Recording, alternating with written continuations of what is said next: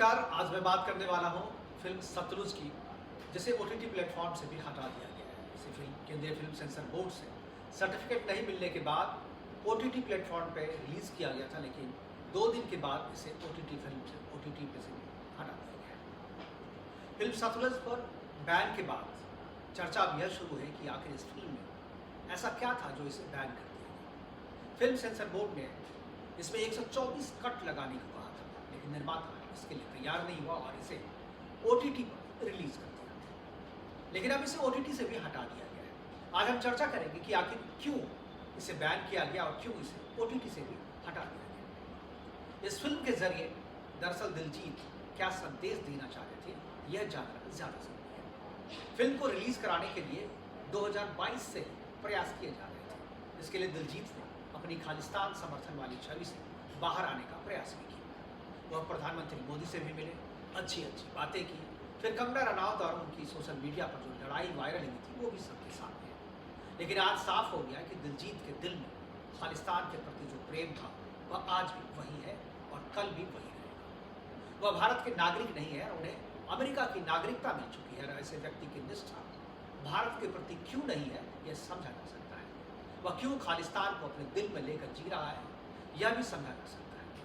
Diljit film Sutlej में जिस मानवाधिकार एक्टिविस्ट जसवंत सिंह खालरा की भूमिका में दिख रहे हैं, उसका पूरा सच फिल्म में जानबूझकर छुपाया गया है।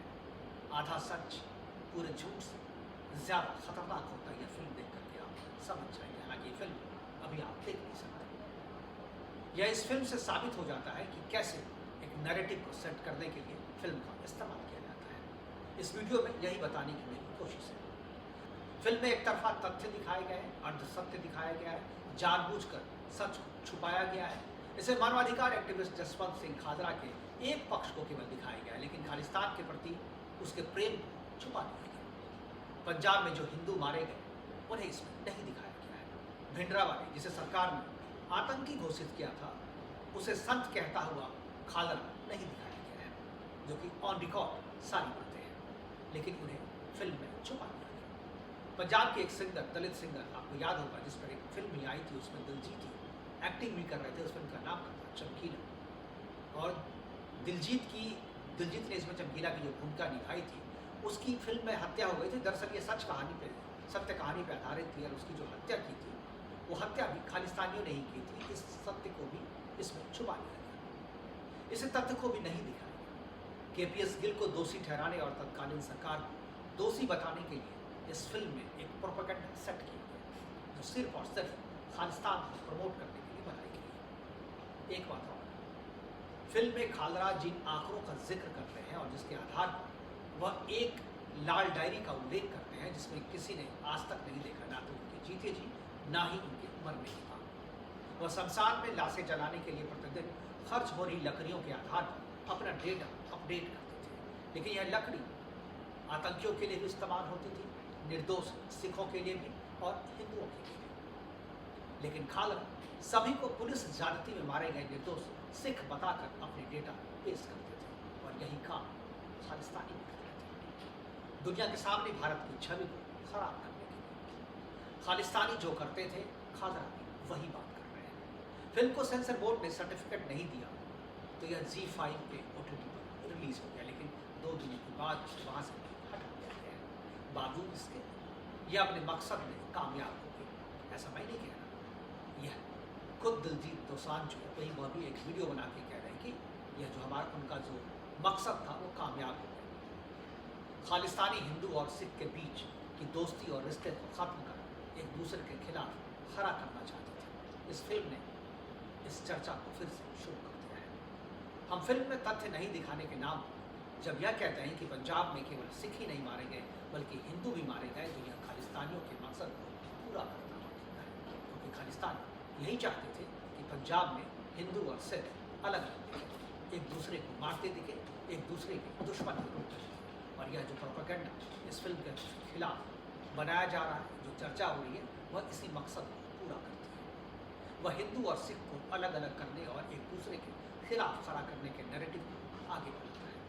हमें इससे बचना चाहिए, लेकिन अफसोस कि हम इससे बच नहीं पाएंगे, क्योंकि जब भी इस फिल्म के सतलुज के बैन होने की बात होगी तब चर्चा 7 बजे चलेगी। दिलजीत दोसांझ को कभी माफ़ नहीं किया जा सकता। उसने खालिस्तान के एजेंडे को आगे बढ़ाने के लिए यह फिल्म बनाई। उसे बहुत अच्छी तरह से पता था कि यह फिल्म एक तरफा है और तथ्यों के साथ छेड़छाड़ की गई है। जिस निर्दोष के मारे गए सिख, जिस निर्दोष सिख को मारे जाने का आंकड़ा पेश किया जाता है, उसकी संख्या वो 25,000 बताता है। वह भी खालिस्तानियों के कनाडा वाले गुरुद्वारा में जाके बताता है।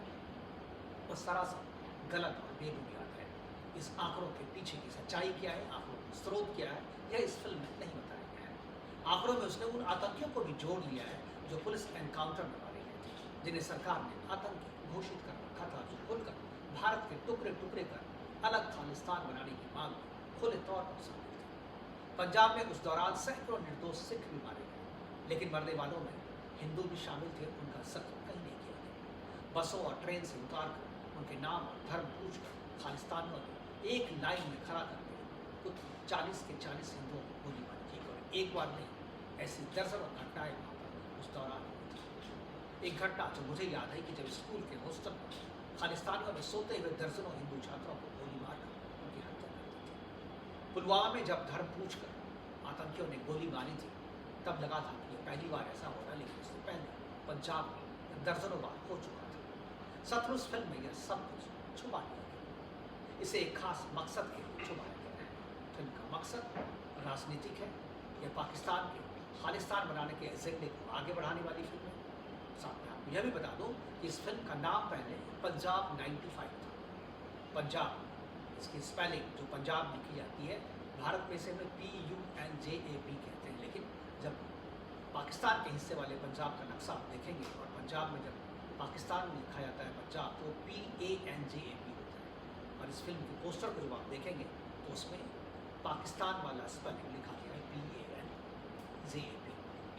मकसद आप समझ गए होंगे, इसके पीछे के लोगों को भी समझ गए होंगे, इसमें शामिल लोगों के नाम भी आपके सामने आ गए होंगे और इसमें पाकिस्तान और ISI के रोल को भी आप समझ गए होंगे। दिलजीत को बहुत अच्छे तरीके से ये पता है कि यह फिल्म OTT से नहीं हटेगी। इसलिए फिल्म को OTT पर रिलीज़ करने के बाद तत्काल बाद उसने अपना एक वीडियो जारी कर सारे दर्शकों को इस फिल्म को डाउनलोड करने की अपील की थी और खुलेआम कहा था कि उनका मकसद इस फिल्म को घर घर तक पहुंचाना है, जो पूरा हो गया। मतलब इस फिल्म को सभी लोगों ने डाउनलोड कर दिया और डाउनलोड करके वह पंजाब के सारे घरों में पहुंच गया। इसका मतलब कि दिलजीत का मकसद साफ हो गया। मकसद केवल फिल्म से पैसा कमाना या व्यावसायिक सफलता हासिल करना नहीं था। फिल्म का मकसद राजनीतिक है। पंजाब के चुनाव को प्रभावित करने और खालिस्तान समर्थित सरकार या पार्टी को समर्थन दिलाने के लिए फिल्म बनाई गई थी, जिसमें यह कामयाब होती दिख रही है। फिल्म को बैन किया गया और फिल्म को OTT प्लेटफॉर्म से भी हटा दिया गया, लेकिन फिल्म को डाउनलोड कर लिया गया। और बहुत सारे अपने वीडियो में अगर आप देखेंगे तो दिलजीत ने यह भी कहा है कि उसने CD बना ली है। हालांकि गैरकानूनी है यह। अगर जो फिल्म बैन हो गई है, जिस फिल्म को हटा दिया गया, सरकार ने बैन किया गया, उसकी अगर आप CD बनाते हैं या डाउनलोड करके देखते हैं तो वह भी जो है नियम का उल्लंघन है। लेकिन पंजाब में और ख़ासतौर पर खालिस्तान में नियम मान्य का है। तो अगली बार जब कोई आपको सतलुज देखने के लिए कहे कि तो आप उनको जवाब ज़रूर दें कि सतलुज बनाओ, लेकिन जो सच है पंजाब साथ वह भी दिखाओ। फिल्म पर बहस जारी है और फिल्म पे दोनों तरीके के जो नैरेटिव है वो सेट करने की कोशिश की जा रही है। जो फिल्म के समर्थक हैं वो कह रहे हैं कि पंजाब में निर्दोष सिखों के साथ ज्यादती हुई थी। इस बात को कोई इनकार नहीं करता कि उस दौरान बहुत सारे निर्दोष सिख मारे गए थे, लेकिन मरने वालों में केवल सिख नहीं थे, मरने वालों में हिंदू थे। और उन आतंकियों को भी उसी श्रेणी में गिन लिया जाता है। और यह खालिस्तानी का एजेंडा है, प्रोपेगेंडा है, जो सतलुज के बहाने पंजाब चुनाव प्रभावित करने